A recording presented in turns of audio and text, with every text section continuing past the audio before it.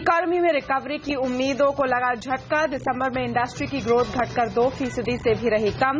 नए फॉर्मूले से रिटेल महंगाई में भी हल्की बढ़त। बाजार में तेजी की हैट्रिक। यूक्रेन में सीजफायर की खबरों के बाद सेंसेक्स 300 पॉइंट उछला। निचले स्तरों से दिखी करीब 500 पॉइंट्स की रिकवरी। दिसंबर तिमाही में कोल इंडिया और भेल के अनुमान से खराब रहे नतीजे। दोनों कंपनियों के मुनाफे में रही गिरावट।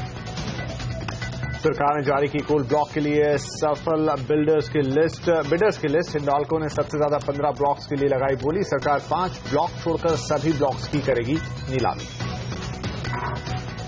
4 elections have been won and one has not been won. There is absolutely no ground for believing that there would be any slowdown on the path on which we have undertaken. Delhi में हार के बाद वित्त मंत्री का पहला बयान। कहा, रिफॉर्म को लेकर सरकार पूरी तरह से प्रतिबद्ध। इंफ्रा और मैन्युफैक्चरिंग पर है पूरा फोकस। अरविंद केजरीवाल ने की प्रधानमंत्री नरेंद्र मोदी से मुलाकात। दिल्ली को पूर्ण राज्य का दर्जा देने की फिर की मांग। पीएम केजरीवाल के शपथ समारोह में नहीं शामिल होंगे मोदी। जम्मू कश्मीर में जल्द बनेगी सरकार। पीडीपी और बीजेपी में फॉर्मूले पर बनी सहमति। और ऑस्ट्रेलिया में शुरू हुआ क्रिकेट का महाकुंभ। मेलबॉर्न और क्राइस्टचर्च में हुआ रंगारंग समारोह।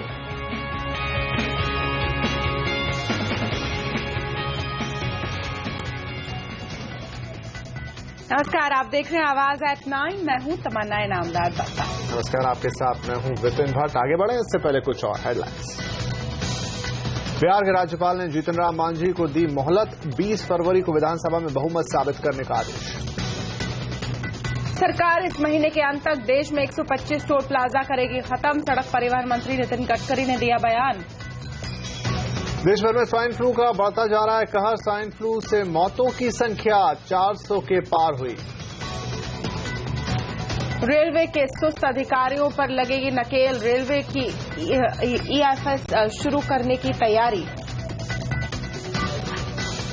एआईबी के शो में विवादास्पद टिप्पणियों के मामले में पुलिस ने की कार्रवाई। करण जौहर, अर्जुन कपूर, रणवीर सिंह और आयोजकों के खिलाफ एफआईआर।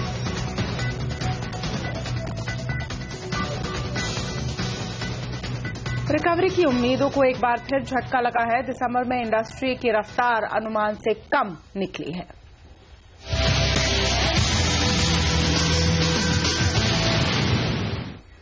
दिसंबर महीने में इंडस्ट्री की ग्रोथ घटकर 2% से भी कम हो गई है। दिसंबर में आईआईपी नवंबर के 3.9% के मुकाबले घटकर 1.7 रह गई है। मैन्युफैक्चरिंग हो, माइनिंग हो, इलेक्ट्रिसिटी, सभी में दबाव दिखा। दिसंबर मैन्युफैक्चरिंग 3% से कम होकर 2% के करीब हो गई। इसी तरह माइनिंग में तो डी ग्रोथ देखने को मिली है और ये लुढ़ककर -3% हो गया है।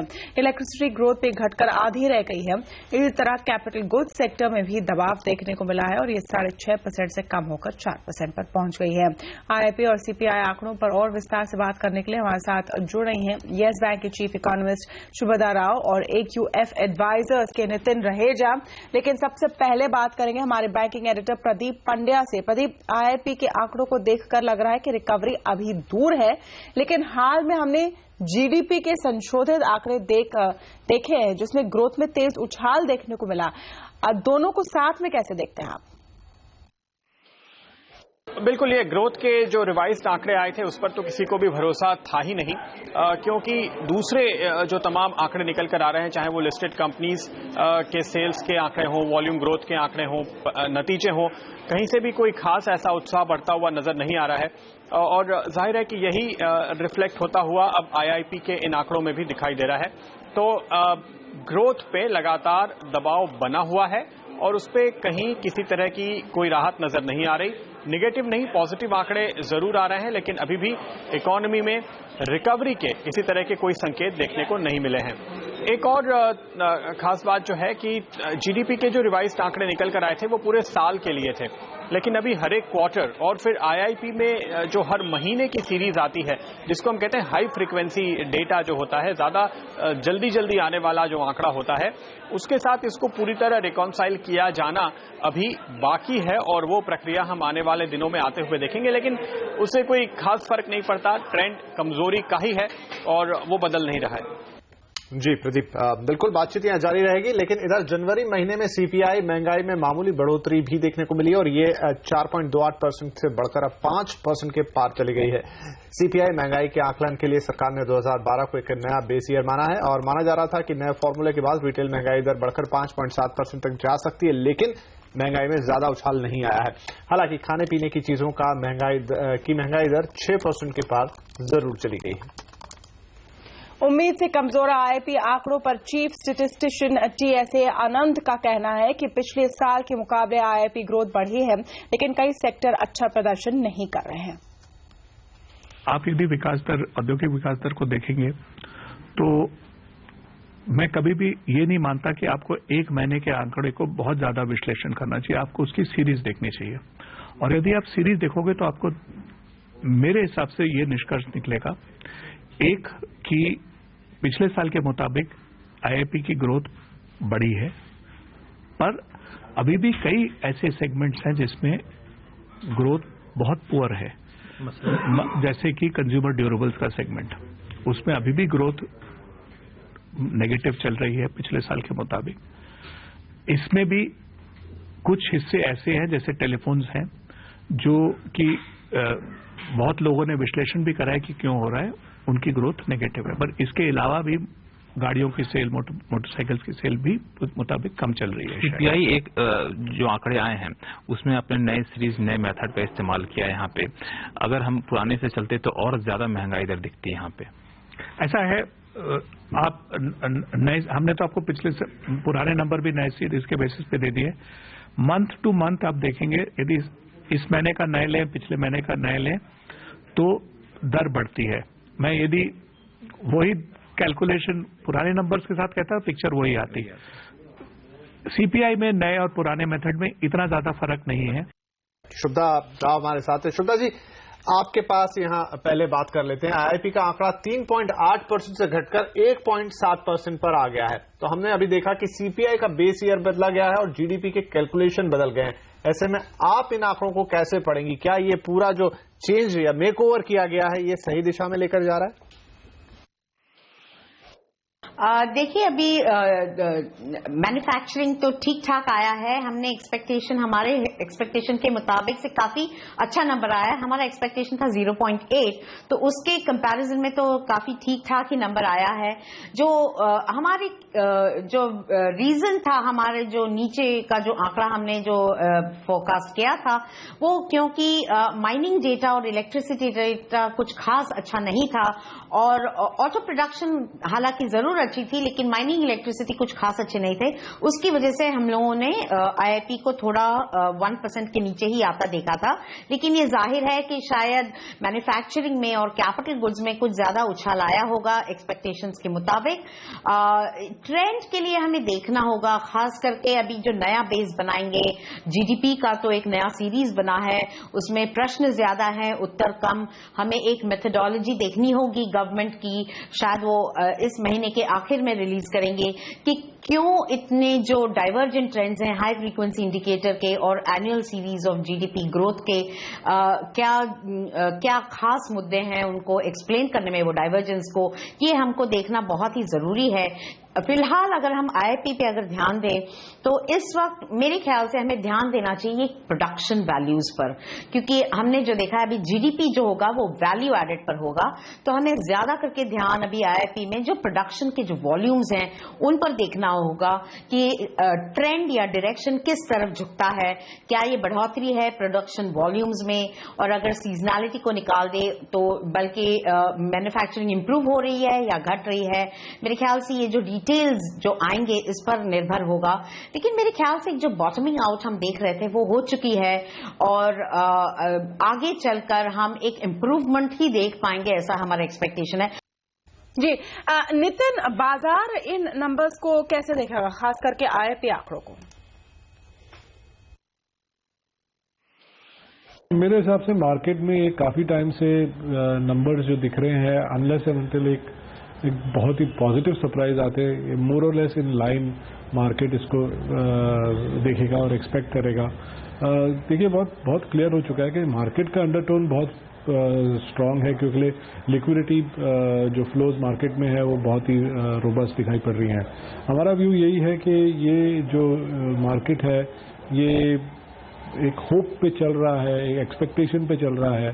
तो पर जो हमारी स्ट्रैटेजी और हमारे जो एडवाइस निवेशकों को है वो ये बॉटम अप स्टॉक पिकिंग पे फोकस करे। राइट लेकिन नितिन, अभी भी तेज रिकवरी के संकेत हमें देखने को नहीं मिल रहे। धीमी रिकवरी हो रही है। सरकार की कोशिश होगी कि इकोनॉमिक साइकिल को फिर तेज करें, तो सरकार के स्टिमुलस की क्या उम्मीद है? क्या बाजार ने इसको फैक्टर इन कर लिया या अभी फैक्टर इन होना बाकी है, जिसे हम बजट के बाद देखें? मार्केट ने मोस्ट डेफिनेटली काफी सारा ये फैक्टर कर लिया है। जिस हिसाब से अगर आप वैल्यूएशंस को देखें मार्केट में तो ये साफ दिखाई देता है कि मार्केट ने काफी एक्सपेक्टेशंस बिल्ड कर दिए हैं और अगर एक आधी क्वार्टर में या 2 क्वार्टर में आपको इसका इम्पैक्ट नहीं दिखाई पड़ेगा तो स्कोप फॉर डिसअपॉइंटमेंट काफी इमेंस है। हमारा मानना यही है कि ये जो मार्केट है वो एक तरह से जो कंपनीज की जिसकी अर्निंग्स बहुत ही स्ट्रांग और रोबस्ट और जिसकी विजिबिलिटी है उनको और प्रीमियम देते जा रही है। जैसे हमने रिजल्ट्स में भी अभी देखा तो एक मार्केट में एक बड़ा डायकोटमी हो गया। एक तरफ से बहुत ही high valuations for good earnings और दूसरी तरफ से वैल्यूएशंस अभी भी लैग कर रही हैं। जी शुभदा, माइनिंग में -3.2 की गिरावट देखने को मिली है। क्या इतने खराब प्रदर्शन की उम्मीद आप कर रही थी? हम फ्लैटिश ग्रोथ का अनुमान लगा रहे थे, लेकिन बायस थोड़ा नेगेटिव की तरफ झुक रहा था क्योंकि कोल और क्रूड ऑयल ये दोनों ही थोड़े हम लोगों को इंफ्रास्ट्रक्चर डेटा में वीक नजर आ रहे थे और उसी के चलते अगर हम बेसिक इंडस्ट्रीज देखें तो बेसिक में माइनिंग और इलेक्ट्रिसिटी दोनों बेसिक गुड्स में आते हैं। तो इसी चलते बेसिक गुड्स में भी थोड़ी हमने करेक्शन देखी है। हाँ, हमने इतना डीप नेगेटिव शायद -3.4 नहीं देखा था, लेकिन वीक जरूर देखा था माइनिंग और इलेक्ट्रिसिटी दोनों को। लेकिन इसका एक इन्फ्रेंस बहुत अच्छा निकलता है कि मैन्युफैक्चरिंग ने काफी कॉम्पनसेट किया है। जी शुक्रिया हमसे बात करने के लिए इस पूरी चर्चा में नितिन, शुभदा और प्रदीप। यहाँ पर एक छोटा सा ब्रेक लेंगे। ब्रेक के बाद बताएंगे कि कैसा रहा आज का शेयर बाजार का हाल।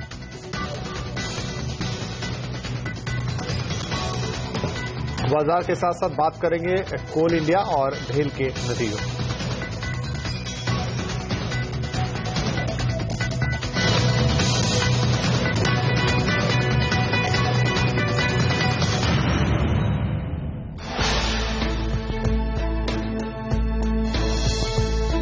सरकार से यही उम्मीद है कि फिजिकल और फाइनेंशियल इंसेंटिव अफोर्डेबल हाउसिंग को दिए जाएंगे, क्योंकि आप देखें बार बार पिछली सरकार जो थी वो भी अफोर्डेबल हाउसिंग पे फोकस था। इस सरकार का काफी रहा है पिछले 9 महीने में फोकस अफोर्डेबल हाउसिंग का, पर इतना देखने को नहीं मिल रहा कि अफोर्डेबल हाउसिंग आ रहा है। एंड उसका यही रीजन है कि जो इम्पटस है और जो बेनिफिट्स चाहिए अफोर्डेबल हाउसिंग को लाने के लिए वो नहीं आ पा रहे हैं। तो सबसे पहला तो ये होगा फिजिकल और फाइनेंशियल बेनिफिट्स आपको देने पड़ेंगे, थोड़ा टैक्स रिलीफ देना पड़ेगा आपको।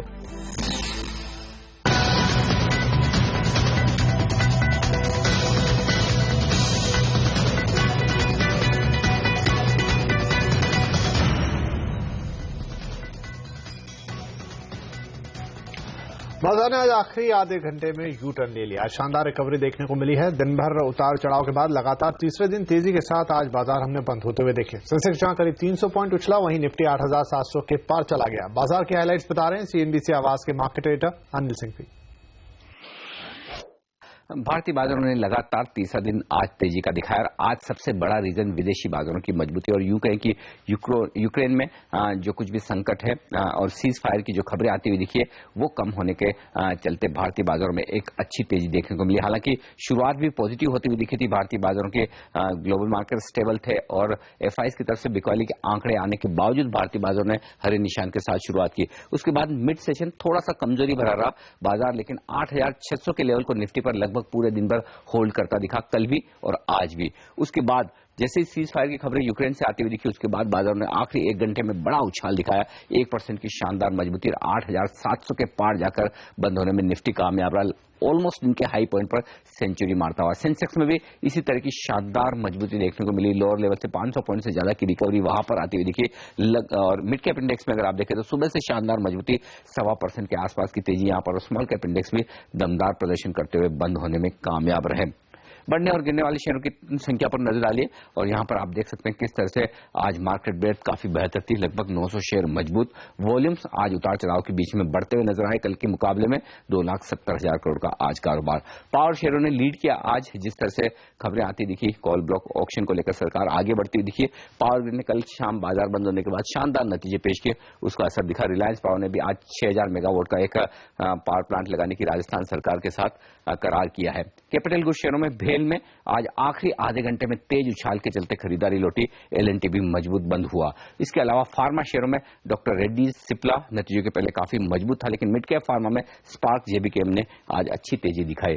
ऑटो शेयरों में भी मारुति हीरो जैसे शेयरों में एक बड़ी रफ्तार दिखी और IT शेयरों में आज खरीदारी का माहौल फिर से लौटता हुआ दिखा। टेक महिंद्रा, HCL टेक जैसे दिग्गज आज तेजी के साथ आगे बढ़े। प्राइवेट बैंक्स खासतौर से HDFC, ICICI, एक्सिस, ये सारे शेयर आज ऊपर थे। और सीमेंट शेयरों में खासतौर से इंडिया सीमेंट के अच्छे नतीजे और चेन्नई सुपर किंग्स को अलग डीमर्ज करने की खबर पर यहां पर 12% की तेजी बनती हुई दिखी।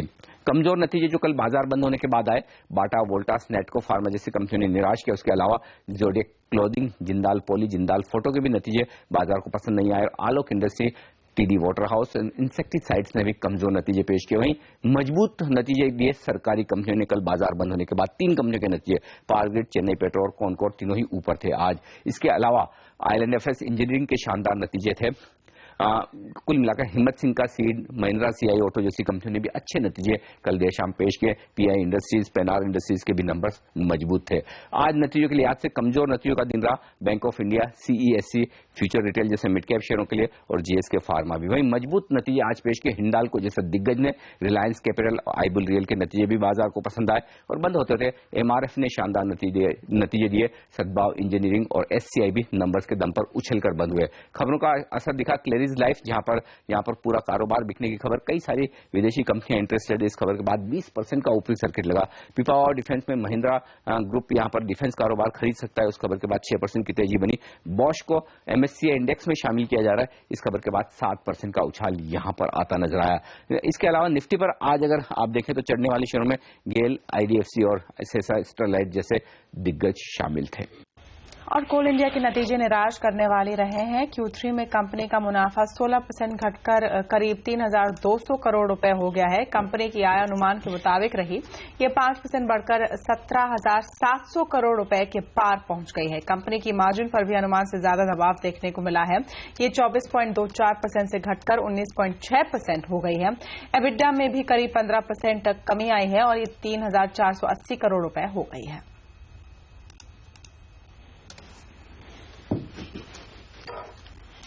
कारवेरी स्टॉक ब्रोकिंग के जगन्नाथम थरुनगुंटला के मुताबिक शॉर्ट टर्म में शेयर में कोल इंडिया में दबाव दिख सकता है और इस स्तर से 4 से 5% तक की गिरावट भी देखने को मिल सकती है। तो थोड़ा शॉर्ट टर्म में प्रेशर हो सकता है, बट मुझे लगता है कि जो 358 जो ऑफर फॉर सेल का जो प्राइस है मोर और लेस वो एक शॉर्ट टर्म सपोर्ट उस लेवल पे हो सकता है, क्योंकि मोस्ट ऑफ द बाइंग जो है उस लेवल पे thousands of crore of buying eight 358। सो एक तरीके से उसके नीचे गिरना की प्रोबेबिलिटी बहुत कम है। अगर गिरने के बावजूद भी मुझे लगता है कि उस लेवल पे बाइंग आ जाएगी, तो एक तरीके से यहाँ से भी 4-5% गिरावट की चांस है, बट ज्यादा शायद प्रॉफिट करेक्शन की शायद चांस कम लग रहा है। और अब बात करते हैं आज के अहम नतीजों की। अब भेल ने आज अनुमान से भी कमजोर नतीजे पेश किए हैं। Q3 में हर फ्रंट पर कंपनी ने निराश किया है। आय, मुनाफा और मार्जिन तीनों में गिरावट दर्ज की गई है। मुनाफे में करीब 70% की भारी गिरावट दर्ज की गई है और ये महज 200 करोड़ रुपए के पास फिसल गया है। इसके अलावा आय भी 28% घटकर महज 6,070 करोड़ रुपए के पास सिमट गई है। मार्जिन में दबाव का अनुमान था, लेकिन अनुमान से ज्यादा कमजोर मार्जिन दर्ज की गई है। ये करीब 11.5% से घटकर करीब 4.5% हो गई है। जोजित PNB पारिबा के गौरांग शाह का मानना है कि भेल से आगे भी ज्यादा अच्छे प्रदर्शन की उम्मीद नहीं की जा सकती। ऐसे में निवेशकों के लिए स्टॉक से निकल जाना ही अच्छा रहेगा। भेल पर मुझे ताज्जुब इसलिए नहीं हो रहा है क्योंकि लगातार पिछले 4 तिमाही से ज्यादा, यानी कि साल भर से ज्यादा का अगर आप नतीजे की तुलना करें तो एक कंसिस्टेंट डी ग्रोथ होते हुए नजर आया है। और कहीं ना कहीं ऑर्डर बुक को लेकर के और एग्जीक्यूशन को लेकर के बहुत बड़ा परिवर्तन होता हुआ नजर नहीं आता है। काफी दिक्कतें हैं। किसी भी ऊपर की तरफ के अगर आपको रुझान दिखते हैं तो निकल करके हमारी पसंद एज अ डिस्क्लोजर L&T पर अब भी बरकरार है, पर हमने 1 साल के नजरिए से करीबन 1800 का लक्ष्य बना करके चल रहे हैं। और कोल ब्लॉक्स के लिए किन कंपनियों ने लगाई है बोली, बताएंगे आगे।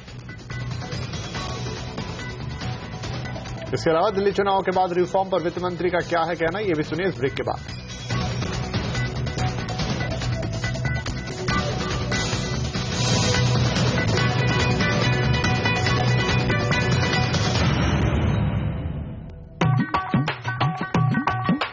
शोर है, बड़ा शोर है, इस बार बजट बड़ा जोर है। इंडिया की रफ्तार को ट्रैक पे लाने का, इन्वेस्टमेंट्स बढ़ाने का, टैक्स रिफॉर्म्स लाने का शोर है, बड़ा शोर है। इंपोर्ट कम करके एक्सपोर्ट बढ़ाने का, स्किल डेवलपमेंट, मैन्युफैक्चरिंग बढ़ाने का। इस बार सरकार का मेक इन इंडिया पर जोर है, शोर है, बड़ा शोर है। इस बार बजट बड़ा जोर है, इसीलिए इस बजट के शोर में चुनिए वो आवाज जो लाएगी हर खबर एकदम साफ, सटीक और आसान शब्दों में। CNBC आवाज, क्योंकि हम शोर नहीं, आपके काम की बात पर जोर देते हैं। Budget 2015, the make in India budget, सबसे बड़ा बजट, सबसे बड़े बिजनेस चैनल पर।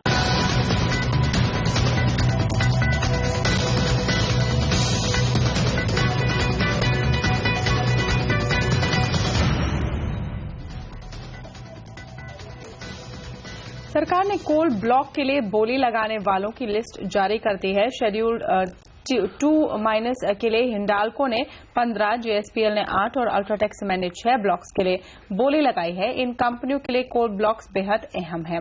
अदानी पावर, ACC और GMR भी सफल बिडर्स की लिस्ट में शामिल है। हालांकि शारदा एनर्जी को झटका लगा है क्योंकि वो सफल बिडर्स में शामिल नहीं हो पाई है। और कोयला सचिव अनिल स्वरूप का कहना है कि जबलपुर हाई कोर्ट के आदेश के बाद शेड्यूल 2 की 2 खदानों में नीलामी की कार्रवाई रोक दी गई है, लेकिन बाकी खदानों की नीलामी की प्रक्रिया जारी है। माननीय उच्च न्यायालय जबलपुर द्वारा दिए गए निर्देशों के फलस्वरूप शेड्यूल 2 की 2 महीने गिटटोरिया ईस्ट और गिटटोरिया वेस्ट में ऑक्शन की कार्रवाई फिलहाल स्थगित कर दी गई है, लेकिन अन्य ब्लॉक्स की ऑक्शन की कार्रवाई यथावत चल रही है। इसी प्रकार शेड्यूल 3 की 3 महीने जो माननीय उच्च न्यायालय दिल्ली द्वारा जिसमें निर्देश प्राप्त हुए हैं, उनमें ऑक्शन की कार्रवाई स्थगित कर दी गई है। ऑक्शन प्रक्रिया से उन्हें बाहर निकाल लिया गया है और इनको पुनः संदर्भित किया गया तकनीकी समिति को, जिससे वो माननीय उच्च न्यायालय के निर्देशानुसार उस पर पुनः विचार करते हुए अग्रेतर कार्रवाई करें।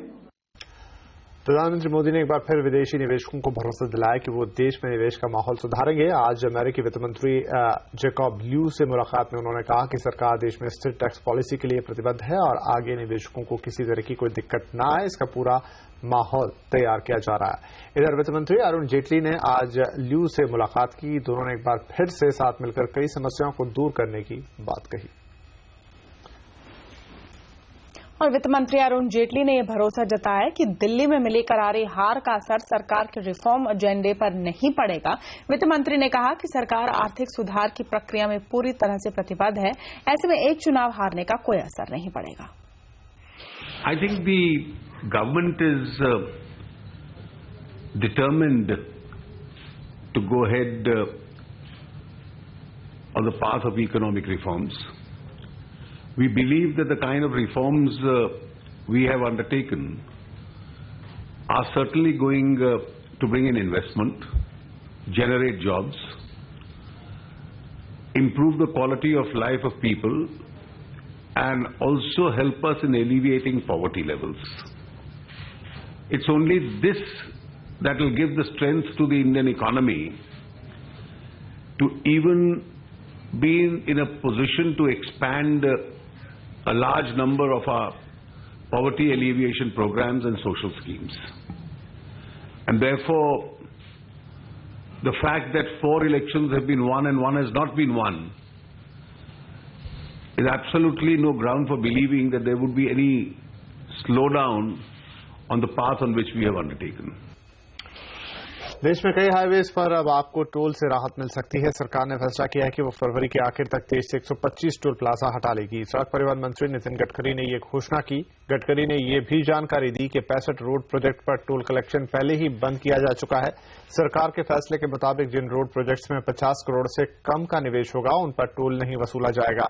सरकार का इरादा अब इलेक्ट्रॉनिक टोल कलेक्शन सिस्टम के जरिए टोल वसूलने का है, जिससे देश को 88,000 करोड़ रुपए की बचत हो सकेगी। और रेलवे के सुस्त अधिकारियों पर लगेगी नकेल। रेलवे की ई ऑफिस शुरू करने की है तैयारी।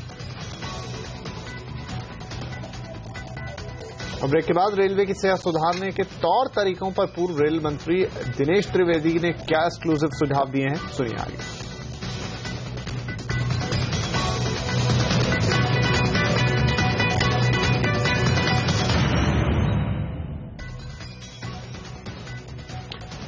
अब रेलवे अधिकारी अपनी फाइलों को लंबे वक्त तक पेंडिंग नहीं रख पाएंगे। तय समय सीमा के अंदर ही उन्हें फाइलों को मंजूरी देनी होगी। इस बात का एहसास उन्हें रोजाना एसएमएस के जरिए कराया जाएगा। सीएनबीसी आवाज को मिली एक्सक्लूसिव जानकारी के मुताबिक रेल मंत्रालय जल्द ही ई ऑफिस सिस्टम अपनाने जा रहा है, जिसके जरिए रोज सुबह अधिकारियों को पेंडिंग फाइल से जुड़ा एसएमएस अलर्ट भेजा जाएगा। सरकारी बाबुओं को समय पर दफ्तर बुलाने के लिए बायोमेट्रिक हाजिरी शुरू करने के बाद अब सरकार ई ऑफिस कॉन्सेप्ट लागू करने जा रही है। इस नई व्यवस्था की शुरुआत होगी रेल मंत्रालय से।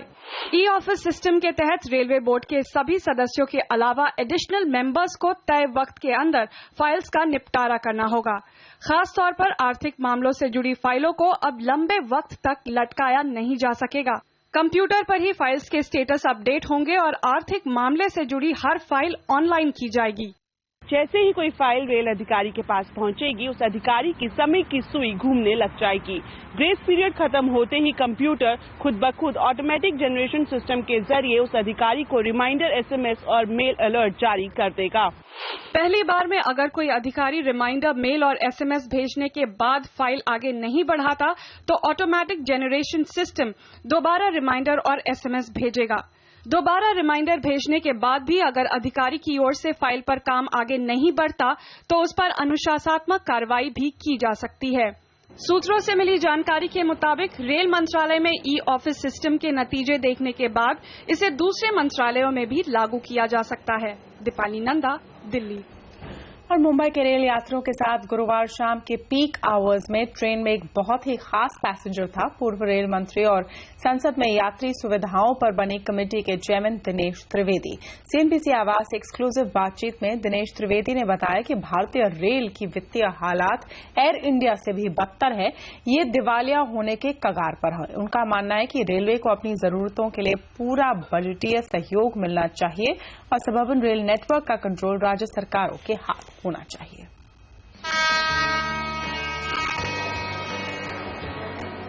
आज आप एक सरप्राइज चेक कर रहे हैं मुंबई के रेल नेटवर्क पर, इसकी वजह क्या है? नहीं, वजह ये है कि हमारे समक्ष एक बिल पड़ा है, रेलवे एक्ट अमेंडमेंट बिल, और उसमें कॉम्पनसेशन का है और फिर रेलवे पैसेंजर सेफ्टी के बारे में है।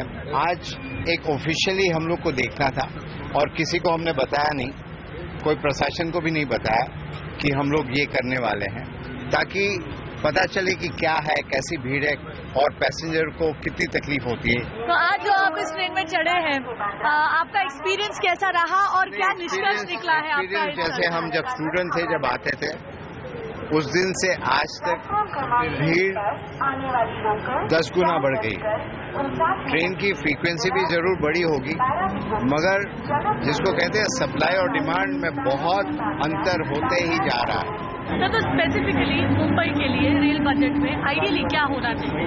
Bombay needs 6th, 7th, 8th lines. हमने ये भी कहा था कि टर्मिनस होने ही नहीं चाहिए, सर्कुलर मोशन होना चाहिए, ताकि ज्यादा से ज्यादा फ्रीक्वेंसी हो और जो समय बर्बाद होता है टर्मिनस में, वो समय बर्बाद ना हो। आपको फ्रीक्वेंसी बढ़ानी पड़ेगी, आपको नंबर ऑफ ब्रेक्स बढ़ाने पड़ेंगे, और जहां जहां आपको station A to station B, जहां बहुत ज्यादा भीड़ है, वहां अलग से ट्रेन आपको शटल चलानी पड़ेगी। इसके बहुत, और आखिर में मैंने ये भी कहा है कि सबअर्बन रेलवे स्टेट गवर्नमेंट को दे देनी चाहिए। आपके हिसाब से कौन सी 2-3 बड़ी चीजें इस रेल बजट में हमें दिखना चाहिए? As a member of parliament, as a former rail मंत्री, I can tell you, railway is bankrupt. Air India की जो दशा हुई है उससे खराब दशा एयर इंडिया रेलवे की है।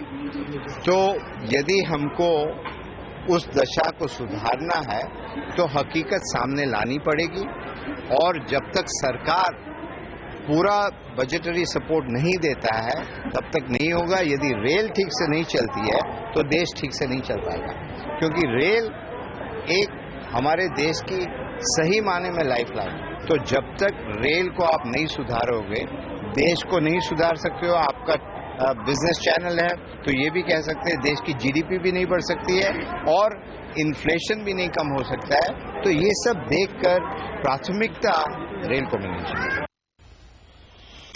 तो जम्मू कश्मीर में किस फॉर्मूले पर बनी सहमति, देखिए आगे। और अरविंद केजरीवाल ने की प्रधानमंत्री नरेंद्र मोदी से मुलाकात, दिल्ली को पूर्ण राज्य का दर्जा देने की फिर की मांग। पीएम केजरीवाल के शपथ समारोह में नहीं होंगे शामिल। देखिए पूरी खबर इस ब्रेक के बाद।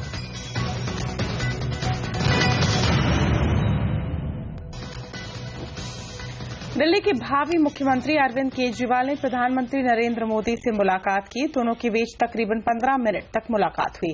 केजरीवाल के पहुंचने पर पीएम ने उन्हें गुलदस्ता देकर स्वागत किया और दिल्ली में शानदार जीत की बधाई दी। इस दौरान अरविंद केजरीवाल ने पीएम को शपथ ग्रहण में आने का न्योता भी दिया, लेकिन पीएम केजरीवाल के शपथ ग्रहण में शामिल नहीं होंगे क्योंकि उन्हें 14 फरवरी को ही महाराष्ट्र जाना है और ये कार्यक्रम पहले से तय है। आम आदमी पार्टी की सरकार के मंत्रियों के नाम तय हो चुके हैं। ये मंत्री अरविंद केजरीवाल के साथ 14 फरवरी को शपथ ले सकते हैं। अरविंद केजरीवाल मुख्यमंत्री पद की शपथ लेंगे। सूत्रों के मुताबिक मनीष सिसोदिया उप मुख्यमंत्री होंगे। इसके अलावा जितेंद्र तोमर, गोपाल राय, संदीप कुमार, सत्येंद्र कुमार जैन और असीम अहमद खान को भी मंत्री बनाया जा सकता है। सूत्रों के मुताबिक वंदना कुमारी को डिप्टी स्पीकर बनाया जा सकता है। वहीं सूत्र ये भी खबर दे रहे हैं कि राखी बिरलान, सौरभ भारद्वाज और गिरीश सोनी को इस बार मंत्री नहीं बनाया जा रहा है।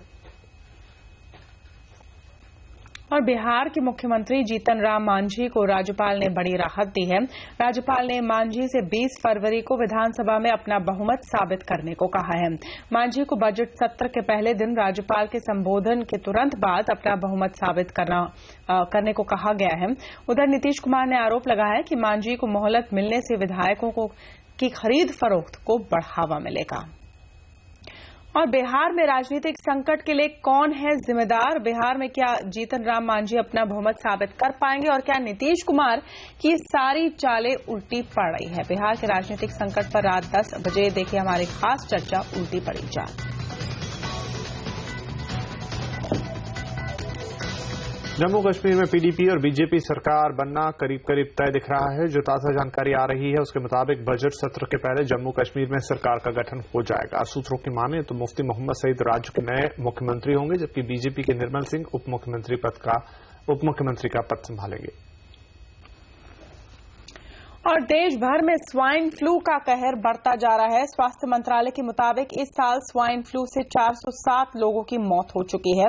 इस दौरान स्वाइन फ्लू के 5000 से ज्यादा मामले सामने आए हैं। दिल्ली, गुजरात, राजस्थान, कर्नाटक, मध्य प्रदेश और राजस्थान में सबसे ज्यादा मामले सामने आए हैं।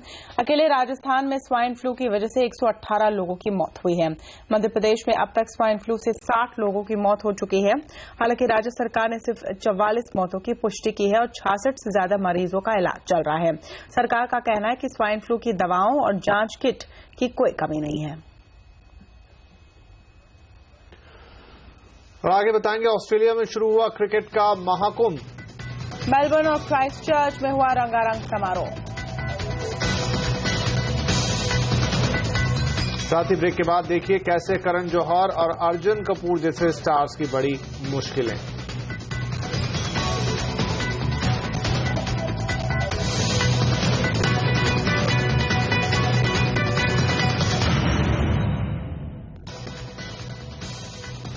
मुंबई की एक कोर्ट ने विवादास्पद एआईबी रोस्ट शो में शामिल सभी लोगों के खिलाफ मामला दर्ज करने का आदेश दिया है। सामाजिक कार्यकर्ता संतोष दौंडकर की याचिका पर कोर्ट ने आदेश दिया। 20 जनवरी को हुए इस शो में करण जौहर, अर्जुन कपूर, रणवीर सिंह, दीपिका पादुकोण और आलिया भट्ट जैसी हस्तियां शामिल थीं। ये शो अश्लील संवादों के कारण विवाद में घेरे में है। और अब बात वर्ल्ड कप की। क्रिकेट के सबसे बड़े टूर्नामेंट आईसीसी क्रिकेट विश्व कप का इंतजार आखिरकार खत्म हो गया और ऑस्ट्रेलिया में बड़े ही धमाकेदार तरीके से आज इसका आगाज हुआ।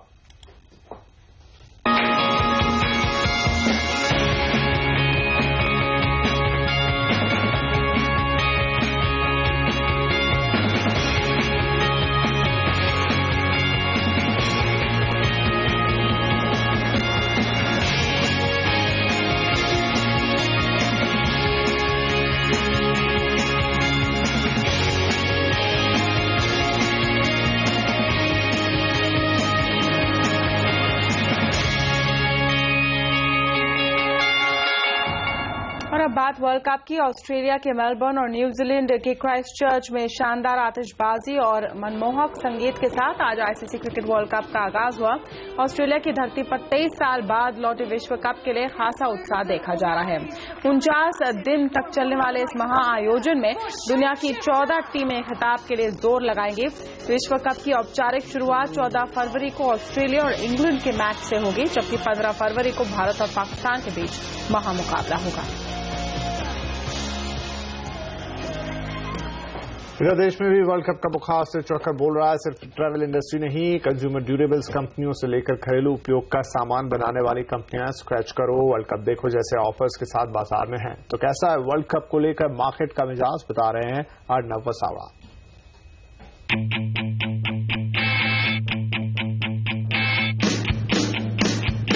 14 फरवरी से वर्ल्ड कप 2015 की धमाकेदार शुरुआत होने जा रही है और भारतीय क्रिकेट प्रेमी इसमें शामिल होने के लिए ऑस्ट्रेलिया की उड़ान भरने के लिए तैयार हैं। और इसका सीधा फायदा मिल रहा है टूरिज्म इंडस्ट्री को। टूर ऑपरेटर्स और ऑनलाइन पोर्टल्स के मुताबिक लोग एक मैच के साथ हॉलिडे पैकेज के लिए 3 लाख रुपए तक खर्च कर रहे हैं। इंडिया के 2 बहुत बड़े गेम हैं। पहले 2 गेम जो हैं वो बहुत बड़े गेम हैं। एक तो इंडिया पाकिस्तान का जो गेम है जो 15 तारीख का है, तो हमने एक प्रोडक्ट तो हमने एक यही मैच के अराउंड बिल्ड किया है। 9 दिन का प्रोडक्ट है और ये 1,70,000 की प्राइस का है, पर पर्सन की प्राइस का है। और इसका रिस्पांस बहुत ही अच्छा रहा है। ये 9 दिनों का पैकेज है। सिडनी कवर करते हैं, गोल्ड कोस्ट देख सकते हो और फिर मैच देखने के लिए एडिलेड पहुंच जाते हो। सिर्फ टूर एंड ट्रैवल इंडस्ट्री नहीं बल्कि कंज्यूमर ड्यूरेबल कंपनियां भी क्रिकेट के इस महाकुंभ में डुबकी लगाने में पीछे नहीं है। एलजी हो या सैमसंग या सोनी, सभी बड़ी कंपनियां ग्राहकों को भुनाने के लिए प्रोडक्ट्स के साथ वर्ल्ड कप मैच देखने के कई तरह के ऑफर्स दे रही हैं। हम काफी कुछ प्रमोशन किए हैं मार्केट में। One of the biggest is by and fly. LG के कोई भी प्रोडक्ट 8,000 रुपीज के ऊपर अगर आप खरीदना चाहते हो, जिसने खरीदे वो लोग एक कॉन्टेस्ट में पार्टिसिपेट कर सकते हैं और उनमें से हम कुछ लोगों को जो विनर होंगे उनको हम ऑस्ट्रेलिया लेके जाएंगे लाइव मैच दिखाने के लिए। कंज्यूमर ड्यूरेबल कंपनियां नहीं बल्कि ऑनलाइन शॉपिंग वेबसाइट्स पर भी वर्ल्ड कप का खुमार जोरों पर है। अमेजॉन की वेबसाइट पर खास वर्ल्ड कप के मर्चेंडाइज मिल रहे हैं। यहाँ आप वर्ल्ड कप से जुड़ी T shirt, cap, bag, mobile cover जैसी चीजें घर बैठे ही खरीद सकते हैं। इसी तरह स्नैपडील ने तो खास वर्ल्ड कप स्टोर ही शुरू किया है, जहाँ की आप कपड़ों से लेकर इलेक्ट्रॉनिक के सामान अच्छे ऑफर्स के साथ पा सकते हैं। भारत में क्रिकेट को लेकर लोगों में क्रेज किसी से छिपा नहीं है। कंपनियां क्रिकेट के बहाने अपने कारोबार को बढ़ाने की स्ट्रेटेजी पर काम कर रही है और यही वजह है कि भारत पाकिस्तान मैच को लेकर भी खास तैयारियां की गई है और कंपनियां अपने ऑफर्स फेसबुक और ट्विटर के जरिए भी चला रही है ताकि ज्यादा से ज्यादा लोगों को एक साथ जुड़ सके। अर्नव वसावड़ा, दिल्ली। आवाज एट 9 में फिलहाल इतना है। कल आपसे फिर करेंगे मुलाकात, लेकिन तब तक के लिए नमस्कार।